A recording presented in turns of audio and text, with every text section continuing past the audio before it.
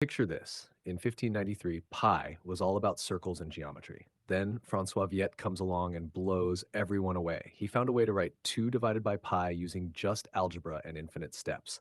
Let's break down his incredible formula step by step. We're starting with a key math tool, the sine double angle formula.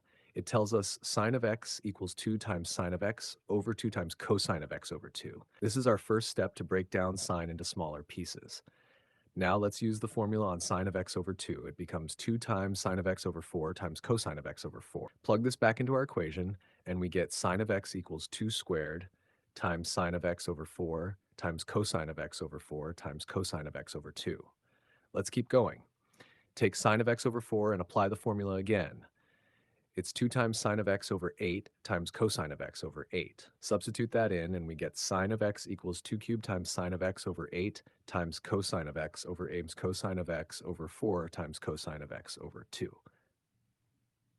One more time. Apply the formula to sine of x over 8. That's 2 times sine of x over 16 times cosine of x over 16.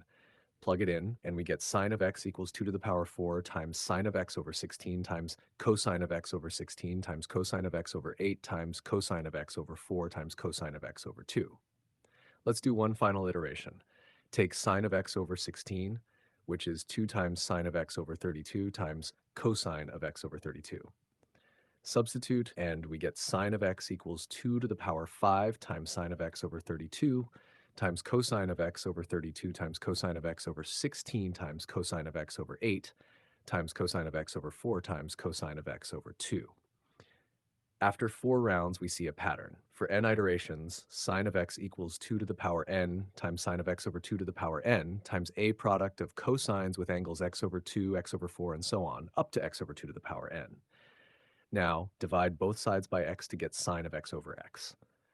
On the right, we have 2 to the power n times sine of x over 2 to the power n divided by x times our cosine product. Rewrite the fraction as sine of x over 2 to the power n divided by x over 2 to the power n. Let's let n go to infinity.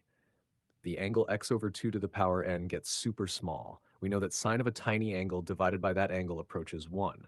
So sine of x over x equals an infinite product of cosines of x over 2 to the power k.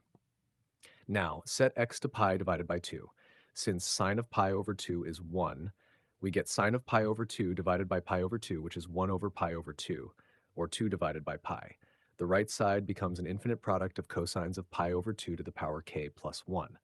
To find the cosine values, we use the half-angle formula. Cosine of theta over 2 is the square root of 1 plus cosine theta divided by 2. For pi over 4, we get square root of 2 over 2. For pi over 8, it's square root of 2 plus square root of 2 over 2. For pi over 16, we get square root of 2 plus square root of 2 plus square root of 2 over 2. Here's Viete's formula. 2 divided by pi equals square root of 2 over 2 times square root of 2 plus square root of 2 over 2 times square root of 2 plus square root of 2 plus square root of 2 over 2, and so on, forever. Now, let's compare with Euler's idea. Euler said sine of x over x equals an infinite product of 1 minus x squared over n squared times pi squared. This matches Viete's cosine product for sine of x over x. Let's test Euler's product at x equals pi over 2. We get 2 divided by pi equals the product of 1 minus 1 over 4 times n squared. This is the same as Viete's product, proving both give us 2 divided by pi. Now take the reciprocal of that product. We get pi over 2 equals the product of 4 times n squared over 2n minus 1 times 2n plus 1.